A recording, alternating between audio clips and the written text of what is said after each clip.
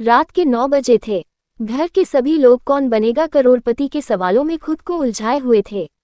पर एक शख्स था घर में जो घोर अंधेरे कमरे में खुद को दुनिया की नजरों से छुपा कर रखा था। वो थी घर की बहू माही, जो हर रात 9 बजे अपने आप को अंधेरे कमरे में बंद कर लेती थी।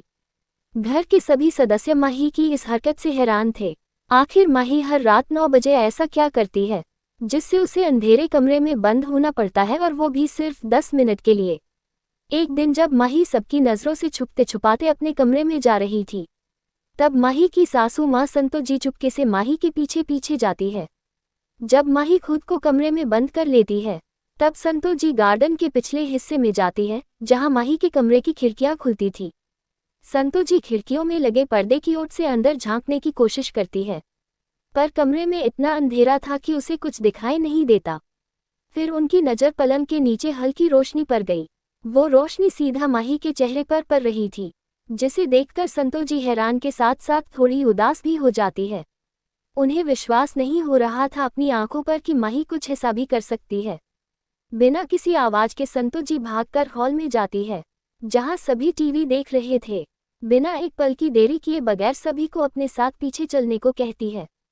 सभी लोग बिना ज्यादा सवाल किए संतो जी के पीछे पीछे जाते हैं और उसी खिड़की के पास जाकर खड़े हो जाते हैं। संतो जी आहिस्ता आहिस्ता माही के कमरे की खिड़की का पर्दा हटाती है और जो कुछ सामने दिखता है उसे देखकर सभी हैरान हो जाते हैं। माही जल्दी जल्दी अपने मुंह में खाने का निवाला डाल रही थी और पानी से निगलती जा रही थी। उसकी इस हरकत को देखकर माही का पति ऋषभ उसे तुरंत आवाज देता है, माही माही ये क्या कर रही हो, वो भी इस अंधेरे कमरे में। ऋषभ की अचानक आए आवाज से माही हड़बड़ा जाती है और इधर उधर देखने लगती है। तभी उसकी नज़र खिड़की के बाहर खड़े सभी लोगों पर जाती है। सबकी नज़रों में अपने लिए हैरानी देखकर माही जल्दी से खाने को छोड़कर खड़ी हो जाती है। तब तक ऋषभ भी दरवाजे पर आ जाता है। दरवाजे की खटखटाहट सुन माही डरते हुए दरवाजा खोलती है और कमरे का लाइट ऑन करती है। तब आश्चर्य से ऋषभ बोलता है, अरे माही तुम इस तरह सबकी नज़रों से छुपाकर चुपके चुपके क्यों खा रही थी? अरे खाना खाना ही था तो सबके सामने खाओ, यूं चोरी चुपके खाने का क्या मतलब है? हाँ बहू, ऐसे कौन छुपा कर खाता है, वो भी खाना? चारों तरफ से सभी यही सवाल करने लगे माही से कि आखिर उसे छुप छुपा कर खाने की क्या आवश्यकता थी? वो सबके सामने भी तो खा सकती थी। सबकी बातें सुन माही अपनी झुकी नज़रों से कहती है, मान जी आजकल मुझे 8 बजते ही बहुत जोरों की भूख लग जाती है और आप लोग तो रात को देर से खाते हैं, तो मुझे बर्दाश्त नहीं होता भूख, इसलिए मैंने सोचा क्यों न छुपकर थोड़ा खाना खा लिया जाए। मुझे बचपन से जल्दी खाना खाने की आदत थी, पर शादी के बाद यहाँ सभी को देर से खाते देख मैं भूख से तड़प जाती थी।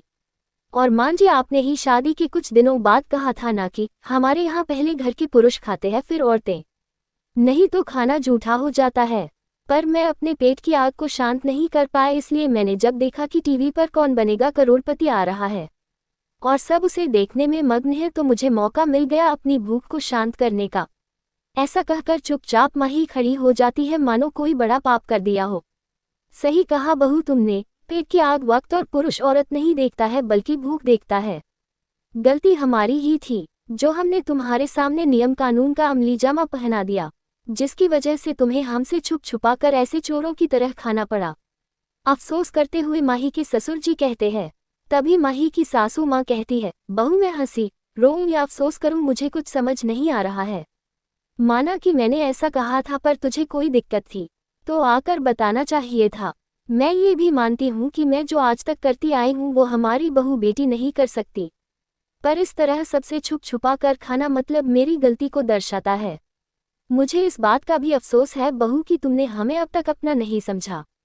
अगर अपने माता पिता की तरह मानती तो जरूर आकर मुझसे अपने दिल की बात बताती, पर कोई नहीं बहू, गलती तो हमारी भी उतनी ही थी जितनी तुम्हारी। हमने भी तो बेटी और बहू में फर्क कर ही दिया। नहीं मान जी, ऐसा कुछ नहीं है, मेरे मन में बस आपके नियम पर खरे उतरने की कोशिश कर रही थी पर नहीं कर पाई। मुझे माफ कर दीजिए मान जी। तभी माही के ससुर जी सास बहू को बीच में टोकते हुए कहते हैं, माफी तो अब एक ही शर्त पर मिलेगी बहू, जब कल से ठीक 9 बजे सब मिलकर एक साथ खाना खाएंगे। जी जरूर बाबूजी, मैं कल से सबका डिनर 9 बजे तैयार करके टेबल पर रख दूंगी और साथ मिलकर खाएंगे। ये हुई ना बेटियों जैसी बात। अब जल्दी से खाना टेबल पर लगाओ, हम लोग हाथ मुंह धोकर आ रहे हैं। और हाँ, बहू अपना चोरी छिपे वाला खाना भी लेकर आना, क्योंकि मुझे खाने की बर्बादी बिल्कुल पसंद नहीं है।